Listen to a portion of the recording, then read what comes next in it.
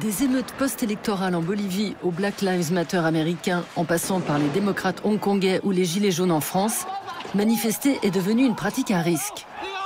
Instrumentalisées par les gouvernements, ces violences sont le meilleur moyen de discréditer les oppositions.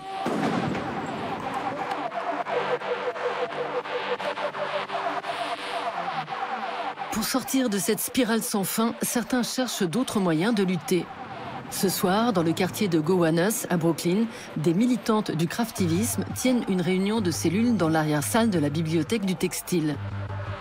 Plutôt que le marteau et la faucille, leurs emblèmes sont les aiguilles et les ciseaux.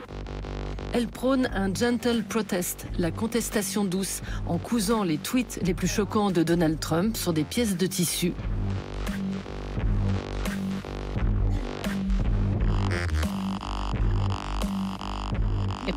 Ça rend la chose plus personnelle.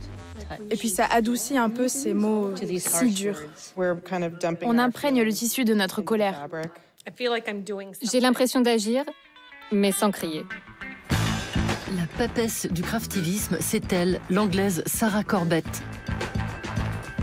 Fondatrice du Craftivist Collective il y a 11 ans, influencée par le militant anti-apartheid non-violent Steve Biko, elle a théorisé le gentle protest dans ses livres et surtout dans ce manifeste en 10 commandements, aujourd'hui traduits en 6 langues. Dans notre manifeste, le premier commandement est d'être comme la tortue, de ralentir. Ça ne veut pas dire qu'il ne faut rien faire. Il faut rendre le monde meilleur. Mais qui a gagné la course entre le lièvre et la tortue ? C'est la tortue, parce qu'elle était posée, concentrée et déterminée, et qu'elle a tout fait avec prudence. Aujourd'hui, à 37 ans, Sarah Corbett organise des ateliers en Angleterre. Plutôt que de le confronter, il faut mettre l'adversaire dans sa poche. Utilisant les inoffensives broderies ou le tricot, ces militants appartiennent à la 3e vague du féminisme. Alors que leurs aïeuls, avant l'invention des métiers à tisser, gagnaient des clopinettes en maniant le fil et l'aiguille, et tandis que leur grand-mère était prisonnière des clichés imposés aux femmes au foyer, la nouvelle génération se réapproprie ces artisanats domestiques en les retournant contre ceux qui les ont si longtemps asservis. La brodeuse passive et soumise devient alors une guerriera craftiviste, porteuse d'émancipation et de subversion.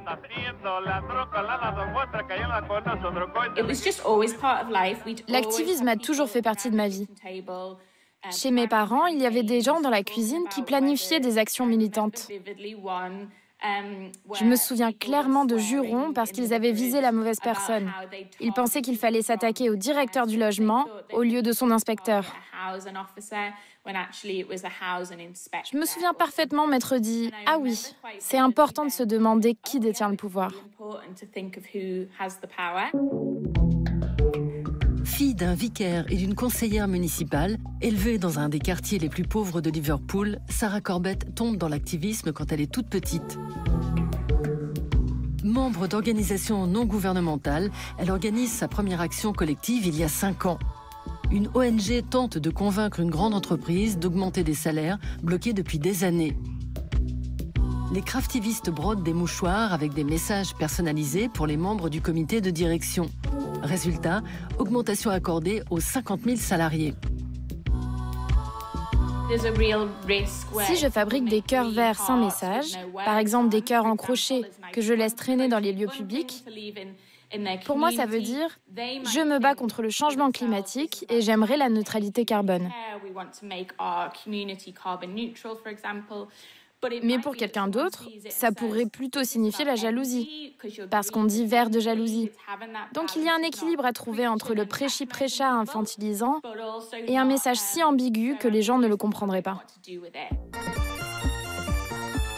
En 2015, le Craftivist Collective part en mission pour l'ONG Fashion Revolution, qui dénonce les mauvaises pratiques de l'industrie de la mode. Les passionnariats du Point de Croix glissent des messages éthiques dans les poches des vêtements présentés dans les boutiques.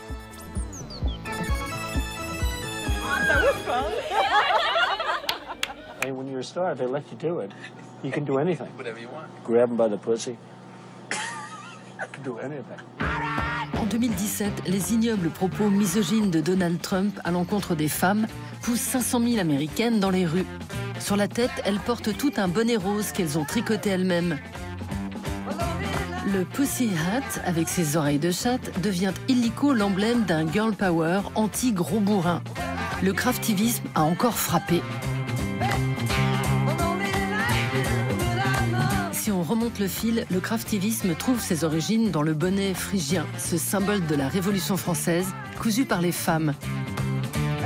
Ou encore chez les suffragettes anglaises du début du XXe siècle, qui réclamaient le droit de vote pour les femmes en brodant leurs slogans sur des banderoles.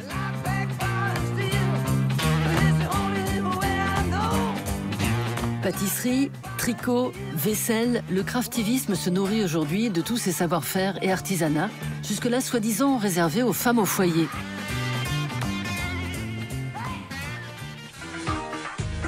À New York, Diana Wemar, 50 ans, lance en 2018 sur Instagram le projet Tiny Pricks, Petite Bite en VF. En 2 ans, elle reçoit par la poste plus de 5000 citations de Trump brodées par des anonymes. Elle les expose aujourd'hui dans le musée du textile de Brooklyn grâce à sa directrice Jordana Martin. Quand un message est tweeté, sur le coup, il a beaucoup d'impact. Puis on l'oublie parce qu'il est enterré sous les millions de tweets suivants. Voir tous ces trucs réunis, ça permet de se rappeler, de se dire « Ah oui, je me souviens de ce tweet ».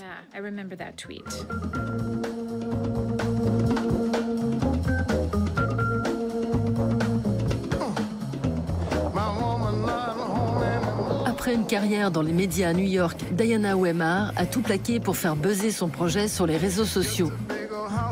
Élevée à la dure dans une cabane de la forêt canadienne, sans eau ni électricité, auprès de parents opposants à la guerre du Vietnam, le craftivisme est pour elle une logique de vie. J'avais 1 heure de voiture entre Princeton et New York et mon mari conduisait. J'avais avec moi un grand coussin. Il avait été cousu par ma grand-mère ou mon arrière-grand-mère. 1 heure plus tôt, j'avais entendu Trump déclarer « Je suis un génie très stable ».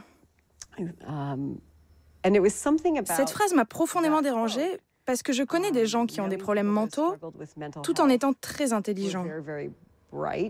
Et je sais que le génie s'accompagne d'une part d'instabilité, justement.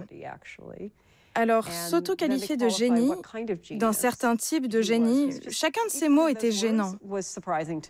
J'ai tout mis dans ma broderie. Et quand je suis arrivée à New York, c'était terminé. Ça a été vite fait.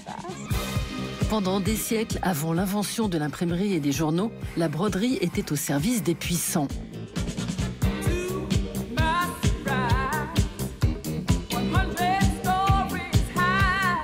Désormais, comme ici dans le Chili des 70s ou dans l'actuelle Ukraine, elle porte la voix des opprimés. Quand j'ai commencé à broder puis à montrer mes premiers ouvrages en tissu, j'ai réalisé que c'était faisable n'importe où. T'as pas besoin de voyager, d'acheter un billet et d'aller sur un lieu précis. D'où que tu sois, tes ouvrages eux-mêmes forment une manifestation.